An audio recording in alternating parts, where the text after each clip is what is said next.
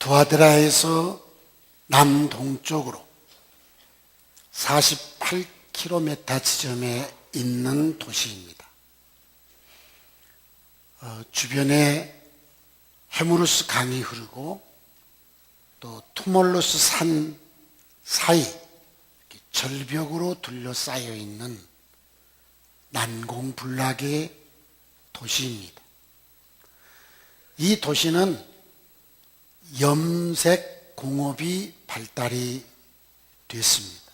경제적으로 부유했습니다. 적의 침공으로부터 안전하고 경제적인 부유함 때문에 저들은 쾌락에 빠지게 됐고 사치에 빠지게 됐습니다. 여러분이 학교를 다니면서 세계사를 배우셨습니다.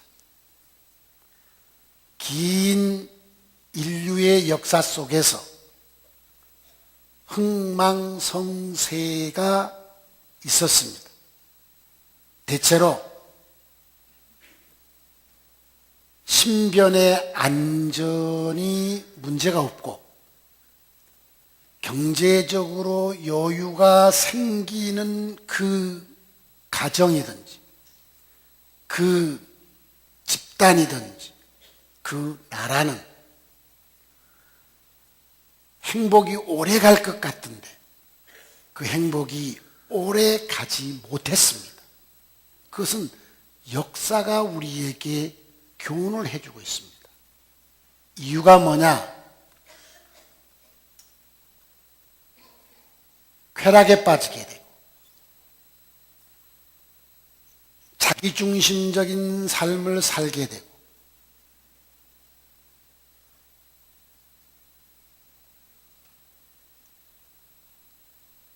그 속에 하나님이 없는 이런 삶을 살았습니다. 여행을 즐기게 되고 가물을 즐기게 되고 섹스를 즐기게 되고 이러면서 결국은 스스로 무너지기도 하고 예부에 의해서 침략을 당하기도 했습니다. 이 사대라고 하는 도시는 이렇게 지형적인 난공불락의 안전한 도시, 경제적으로 공업이 발달돼서 여유 있는 도시, 6세기경에는 리디아 왕국의 수도였던 도시, 이 도시에 살고 있는 많은 시민들 가운데 그곳에 교회가 개척돼서 예수를 믿는 사람도 있고 믿지 않는 사람도 있었습니다. 교회도 신변의 안전이 있었고 경제적 여유가 생기고 세속의 문화가 교회 안에 들어왔습니다. 그래서 교회도 교회답지 못한 모습을 보이게 된 것입니다. 이 교회를 향해서 우리 주님이 편지를 써준 내용입니다. 그리고 이 교회는 이 교회에 편지를 보낼 때의 상태만이 아니라 그 이후 16세기, 17세기 종교개혁이 진행되는 그 시대를 미리 예수님께서 예측하시고 사대교회를 통해서 예언의 편지를 써주셨던 것입니다.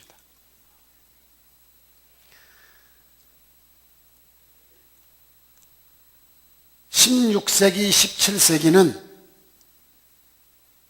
교회가 세상의 권력을 접수했고 세상의 경제도 접수해서 감히 교회를 아무도 건드릴 수 없는 난공불락의 성과 같았습니다. 교황의 말은 곧 법이었습니다. 교황에 의해서 각 나라의 군주가 세워지게 됐습니다. 목사의 권세, 사제, 신부의 권세는 무소불위의 권세가 됐습니다. 예수를 믿어서 복 받았기 때문에 세상의 권세를 접수했고, 경제를 접수했고, 예수를 믿으면 출세의 길이 열린다는 이런 신앙 철학으로 꽉 채워져 있었습니다. 이 교회가 16세기, 17세기 교회의 모습이었습니다. 물론 그 이전의 교회도 그랬습니다. 그리고 지금 보니까 한국 교회의 모습이 또 이 모습 같습니다. 성도들이 왜 예배를 드리느냐? 복 받기 위해서. 그래서 돈 잘 벌면 이건 무조건 예수 잘 믿는 사람. 출세의 길이 열리면 이 사람은 무조건 예수 잘 믿는 사람. 이 신앙 철학이 한국 교회를 뒤덮었습니다. 이것을 우리는 번영신학이라고 하는데, 이 번영신학이 목사들에 의해서 잘못 퍼뜨려져서 성도의 생각을, 성도의 신앙을 지배하고 있습니다. 예수를 믿으면 잘 돼야만 된다. 예수를 믿으면 출세해야 된다. 예수를 잘 믿으면 시장도 돼야 되고, 예수를 잘 믿으면 시의원도 돼야 되고, 도의원도 돼야 되고, 절대로 떨어져서는 안 되고, 떨어지면 그 신앙생활 문제 있는 사람이라. 과연 그런 것입니까? 성경이 그렇게 우리의 신앙을 가르치고 있습니까? 성경이 신앙의 나침판이 되어 있지 않고 사회의 문화가, 사회의 철학이 우리 신앙의 나침판처럼 되어 있는 한국 교회 모습이 어쩌면 이렇게 16세기, 17세기 교회나 사대교회나 지금 우리의 모습이 비슷한지 모르겠습니다. 교회는 세속의 권력과 상관이 없어야 되는데, 세속의 권력의 최상층부를 교회가 점령하고 있었습니다. 교회는 성도를 말하죠. 성도는 먹을 것과 입을 것이 있으면 족한 줄 알고 경건생활에 힘쓰고 행복해야 되는데, 경제적으로 부요해지고 세상의 쾌락을 즐기는 쪽으로 성도의 생각들이 집중되어 있습니다. 이런 모습이 어쩌면 이렇게 사대교회와 똑같을까요?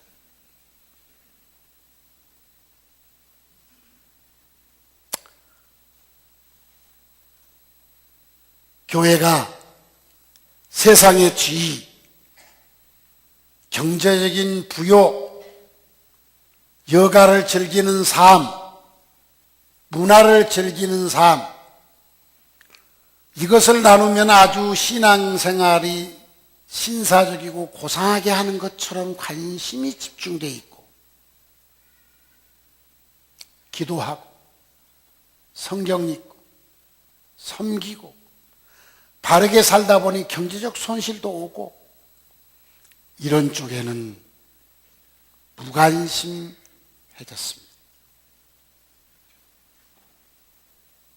다 그런 건 아닙니다.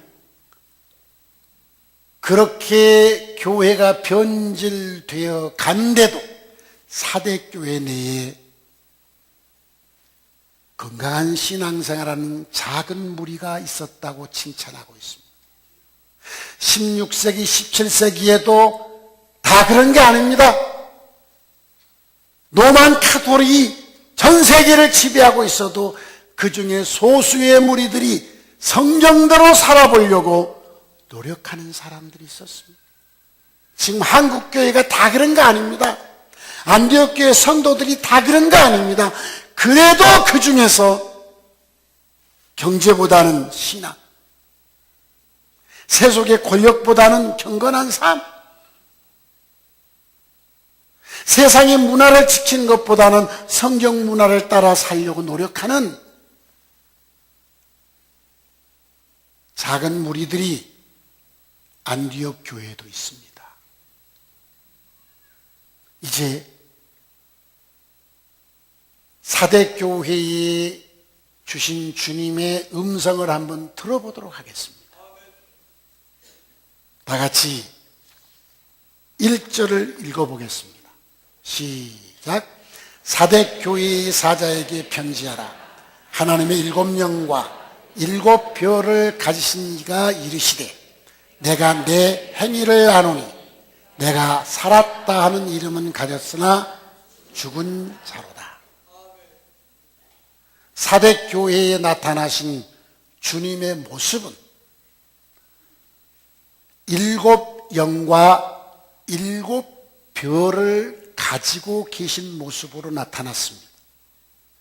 7영은 성령을 의미하고 7별은 7교회의 지도자를 의미하고 있습니다.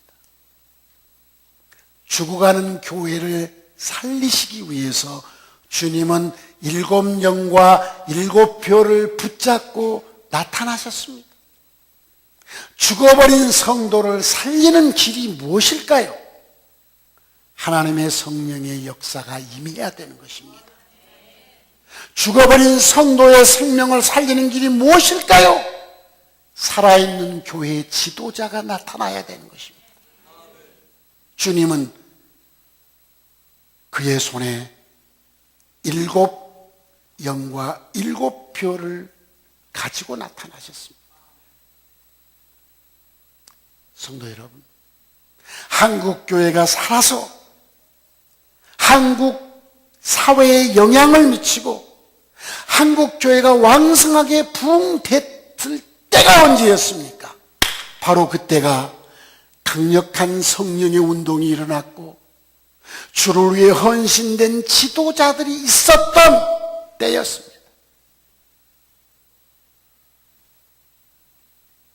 일제압박 속에서 6.25 전쟁 속에서 폐하를 딛고 일어서려고 몸부림치는 1960년, 70년, 80년대 부흥회를 한다고 하면은 주일 낮예배 2배, 3배가 더 모였습니다. 왜요? 낮예배 안 나온 신자도 부흥회 때는 나와. 그리고 주변에 있는 교회들이 막 떼거리로 모여오기 때문에 신앙생활 오래 하신 분들 다 경험이 있지 않습니까? 부흥회 한다 하면 주일 낮예배 2배, 3배 더 모였습니다. 예배당이 미어 터졌습니다. 이때 한국교회 성도들은 살아있었습니다. 근데 지금은 부흥회 한다고 해도 안 나와. 주일 낮예배 반밖에 안 나와. 성령 충만에 관심 없어. 지도자의 말에 복종하는 거 관심 없어. 내 마음대로 신앙생활 하겠다는 거. 내 형편 따라 신앙생활 하겠다는 거. 내 감정 따라 신앙생활 하겠다는 겁니다. 그때는 성령에 이끌려 살았고요. 내가 아무리 힘들어도 성령이 말씀하시면 이해했습니다. 자기의 감정 따라 살지 않았고 환경 따라 움직이지 않았을 때 그때 성도들은 살아있었습니다. 그래서 교회는 살아있었던 것입니다. 그리고 한국 교회는 엄청난 속도로 성장할 수 있었던 것입니다.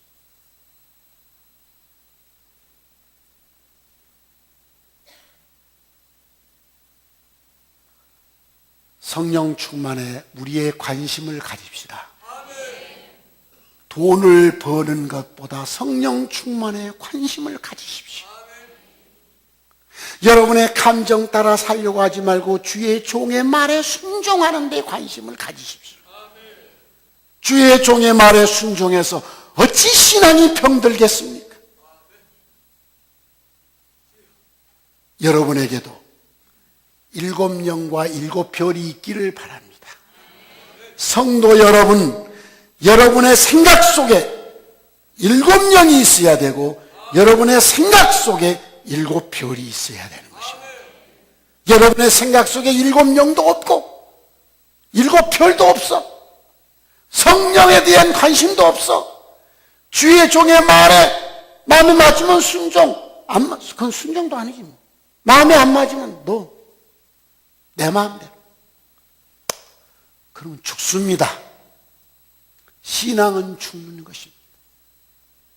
그래서 주님이 사대교회에 7영과 7별을 가지고 나타나셨습니다. 바로 여러분 한 사람 한 사람에게 7영과 7별이 들어가기를 주님은 원하고 계시는 것입니다. 오늘 이 자리에 오신 성도 여러분, 내게는 7영이 있나? 내게는 7별이 있나? 한번 살펴보십시오. 내게 돈만 있는 거 아닌가? 내게 내 환경만 있는 게 아닌가? 내게 내 감정만 있는 게 아닌가? 아니면 내 안에 7영이 있고 내 안에 7별이 있는가? 이거 꼭 한번 살펴보시기를 바랍니다. 주님이 나타나셔서 칭찬해 주면 얼마나 좋아요. 그렇잖아요. 나타나시자마자 바로 책망에 들어갑니다. 내가 네 행위를 아노니 네가 살았다 하는 이름은 가졌으나 죽은 자로다 그랬습니다. 성도의 행위가 무엇입니까? 권력을 갖고 휘두르는 겁니까? 교회의 행위가 무엇입니까? 경제를 가지고 즐기는 것입니까? 교회의 행위가 무엇입니까? 스펙을 쌓아서 그걸 자랑하는 겁니까? 나는 세례받았다, 집사다, 권사다, 장로다, 목사다. 나는 교회에서 무슨 직분을 갖고 있다. 그런 스펙을 가지고 하는 것입니까? 네 행위에 온전한 것을 찾지 못했다는 겁니다. 내가 네 행위를 아는데 살았다 하는 이름은 가졌으나 사실은 죽었다고 했습니다. 성도의 행위가 뭘까요? 성도가 진짜로 해야 될 행위는 외적으로 보이는 스펙이 아닙니다. 주님이 원하는 성도의 행위는 기도의 행위입니다. 주님이 원하는 행위는 온전한 예배의 행위입니다. 주님이 성도에게 원하는 행위는 하나님의 말씀을 읽고 듣고 지키는 행위인 것입니다. 주님이 정말로 원하는 행위는 죽어가는 영혼에게 복음을 전하고 그들을 세워가는 일인 것입니다. 주님이 정말 원하는 행위는 관심이 없어. 예배도 형식적이야. 예배를 설교만 들으면 예배인 줄 아는 성도여, 당신의 행위는 죽었습니다. 예배는 예배를 드리러 오기 전 행위부터 예배인 것입니다. 그래서 하나님은 유대인들에게 안식일을 지킬 때 안식일 날은 밥도 짓지 말라고 했습니다. 왜요? 밥 짓는 시간이 긴 시간이에요. 그 시간까지도 없애라는 겁니다. 미리 밥을 지어놓고 식은 밥 먹으라는 겁니다. 무엇을 위해서? 예배를 위해서입니다. 그런데 지금 예배는 타락했습니다. 예배를 드리려는 행위 자체가 시작이 타락했으니 첫 출발이 타락했으니 그 나머지도 다 타락한 것입니다.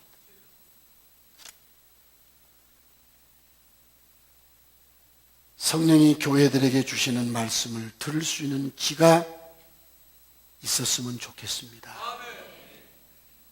예배는 설교를 듣는 게 아닙니다.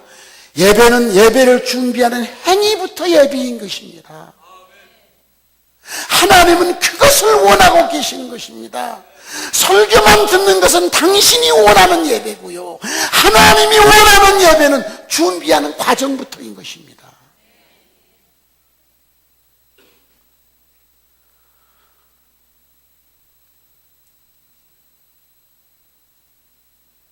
예배에는 5가지 요소가 있지 않습니까?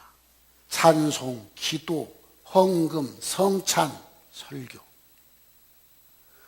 이 5가지 요소 중에 설교는 한 요소예요.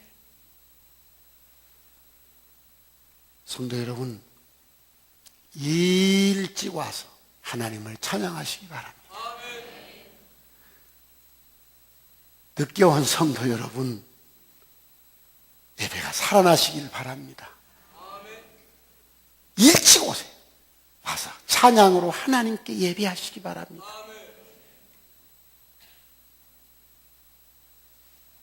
내가 네 행위를 안다.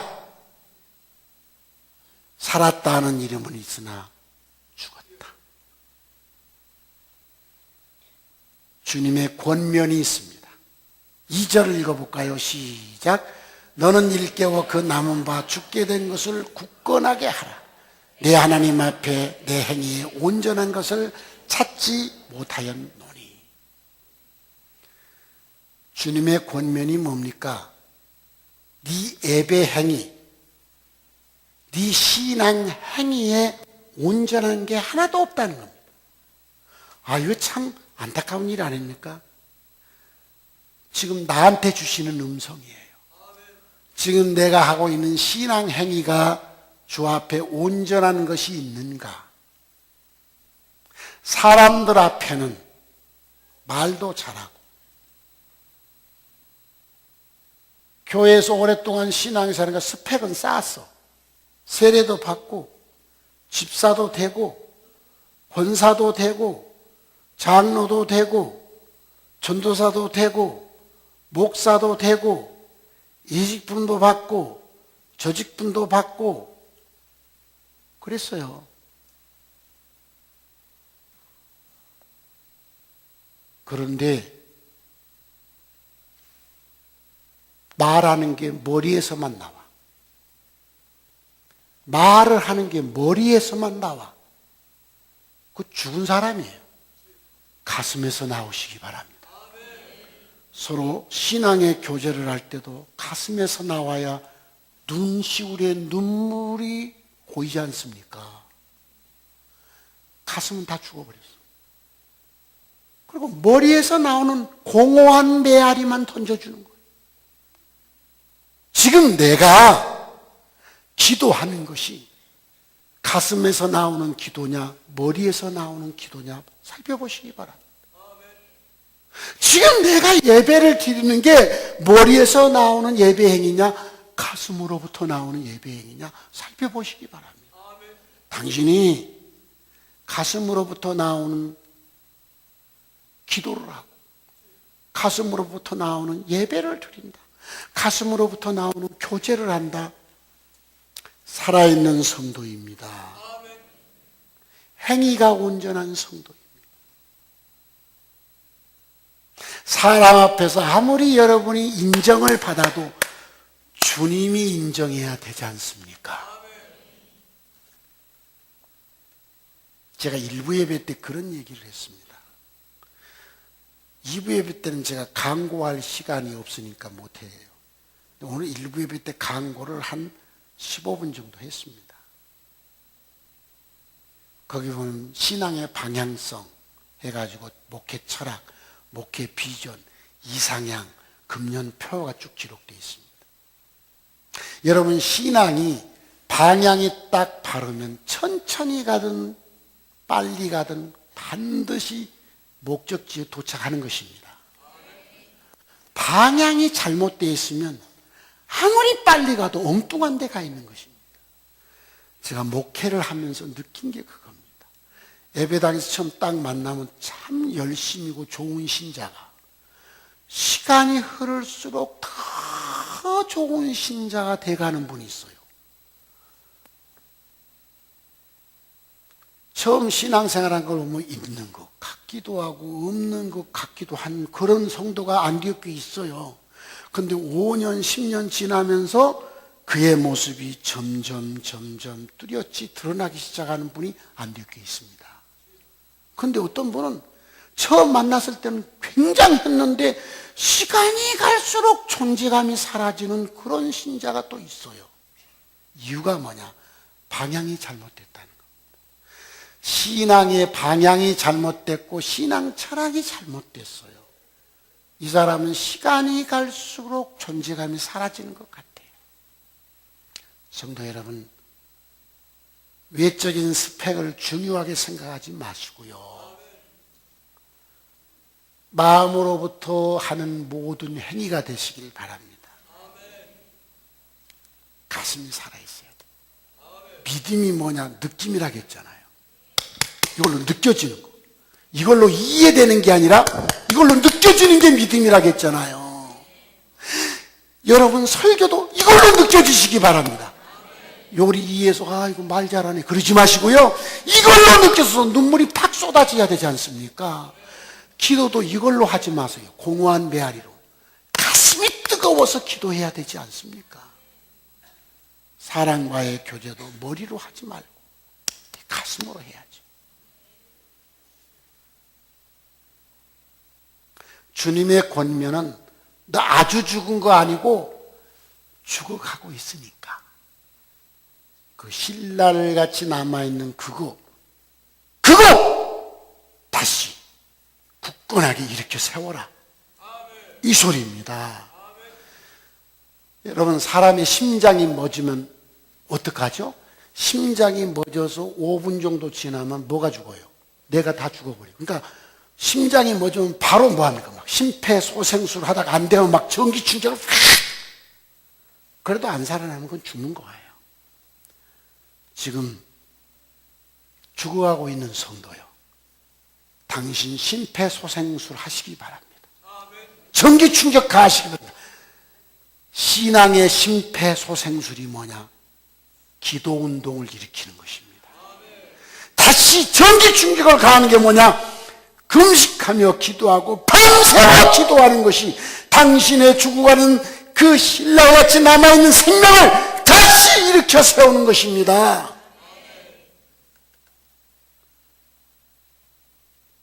기도에 전기 충격 가하시기 바랍니다. 기도에 심폐소생술을 하라고 주님이 부탁하지 않습니까? 네 그 남은 바 죽게 된 것을 다시 굳건하게 하라. 3절을 읽어보겠습니다. 시작.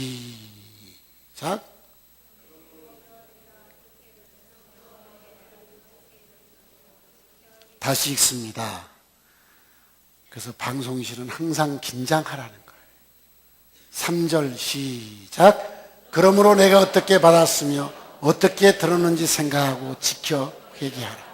만일 깨지 아니하면 내가 도둑같이 이르리니 어느 때에 내게 이르는지 네가 알지 못하니. 회개하라고 했습니다. 그럼 회개는 어떻게 하는 것이냐? 내가 주께로부터 받은 은혜를 생각해 보는 것입니다.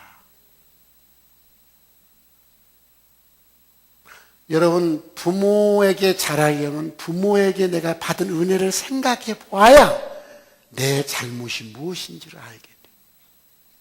하나님께로부터 지금까지 받았던 은혜를 생각해 보시기 바랍니다.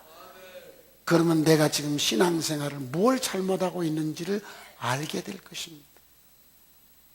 그러므로 네가 어떻게 받았으며 어떻게 들었는지 생각하고 그것을 지켜서 회개하라. 그렇지 않으면 순간적으로 네가 알지 못하는 때 내가 너를 심판하겠다는 겁니다.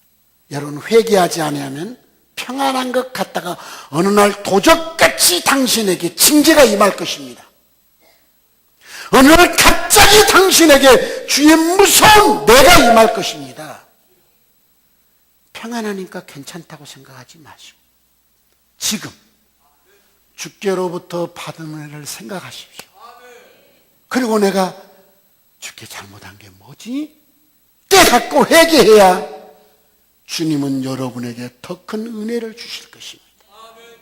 회개치 아니하면 도적같이 임하시겠다고 했습니다. 뭐 하시려고? 도적은 뺏어가는 겁니다. 도적이 오는 것은 뺏어가는 것입니다. 주님이 갑자기 임해서 당신 뺏어갈 겁니다. 이건 주님의 협박입니다. 주님이 지금 협박하신 겁니다. 회개하라. 안 하면 내가 도적같이 임해서 이거 뺏어가겠다는 겁니다. 네 사랑하는 사람도 뺏어갈 것이고 네가 좋아하는 물질도 뺏어갈 것이고 네가 좋아하는 권세도 뺏어갈 것이고 네 육체도 뺏어갈 것이다.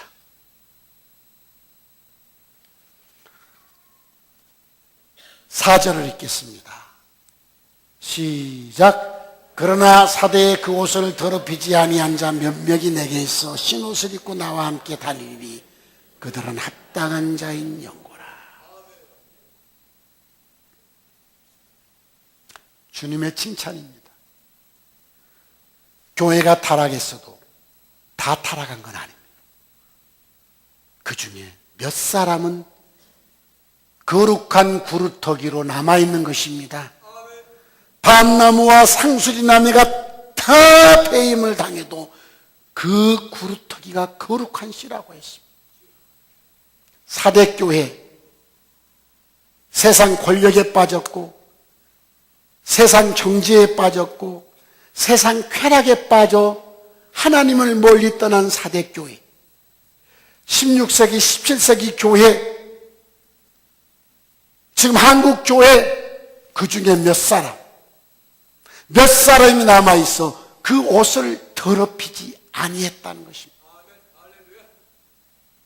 그리고 주님과 함께 다닌다고 했습니다. 그들은 주님께 합당한 자라는 것입니다. 여러분 16세기 17세기 신앙을 똑바로 지키려고 하니까 교황이 신성 로마 제국의 군대를 동원해서 신앙을 바로 살려고 하는 한 줌도 안 되는 그리스도인들을 다 죽였습니다. 그 흔적들이 지금도 구라파에 가면 그대로 남아있습니다. 그것을 주님은 아시고 말씀하신 것입니다. 그리고 지금도 마찬가지입니다. 교회 안에서 거룩하게 살려고 하는 사람들이 왕따를 당합니다. 적당하게 살면서 떼거리로 사는 사람들에게 교회에서 왕따를 당합니다. 주를 위해 헌신하려고 하고 기도하고 믿음으로 살려고 하고 그 옷을 더럽히지 아니하고 경건하게 살려고 하는 사람들이 교회에서 왕따당하고 있습니다. 그러나 주님은 그들을 지키십니다. 주님이 그들과 함께 다니시겠다고 했습니다. 그들은 주님께 합당한 자라는 것입니다. 5절을 읽겠습니다. 시작. 이기는 자와 이와 같이 흰옷을 입을 것이요 내가 그 이름을 생명책에 결코 지우지 아니하고 그 이름을 내 아버지 앞과 그의 천사들 앞에서 시인하리라. 성도여, 저 말씀을 보시면 생명책에서 이름을 지을 수 있다는 겁니까? 없다는 겁니까? 생명책에서 이름을 지을 수 없다면 저 말씀을 쓸 이유가 없잖아요. 지을 수도 있다는 겁니다. 그래서 이기는 자, 흰옷을 입고 나와 함께 다니는 자, 그 이름을 생명책에서 절대로 지우지 않겠다는 것입니다. 그러면 지우는 자도 있다는 것입니다. 무서운 말씀입니다. 성도 여러분, 정주영 씨 그렇게 돈 많이 벌어놓고 몇 년 쓰고 죽었죠? 근데 정주영 씨 돈 그렇게 많이 벌고 잘 썼어, 못 썼어? 아이, 그분 돌아가셔가지고 그 유품을 방송에서 보셨는데 구두가 반질반질해서 떨어졌어. 떨어진 구두 안 보셨어? 그렇게 돈 보실래요? 지금 삼성의 이건희 회장 몇 조 원이 수십조 원이라는데 돈이 얼마나 많은지 모르는데 그 몇 년 쓰고 죽죠? 그 양반 지금 70 초반인데 걷지도 잘 못하고 부축한데 지금은 의식이 없잖아요. 도대체 돈을 벌어서 몇 년이나 쓰실래요? 얘기 좀 해봐요. 아, 그렇게 돼지도록 돈 벌어 몇 년 쓸래요?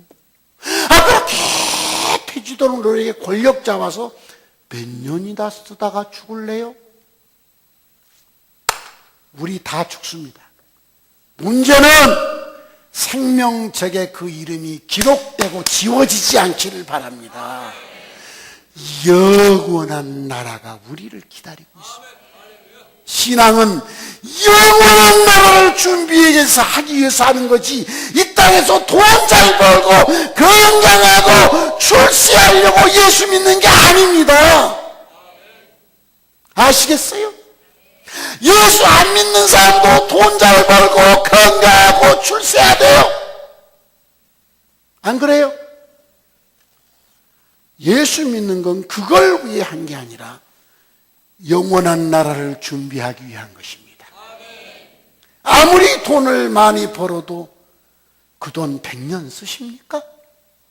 아무리 권세를 누려도 그 권세 10년을 누립니까?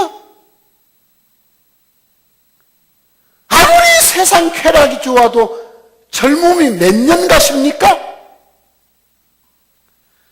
속지 않기를 바랍니다. 속지 마시고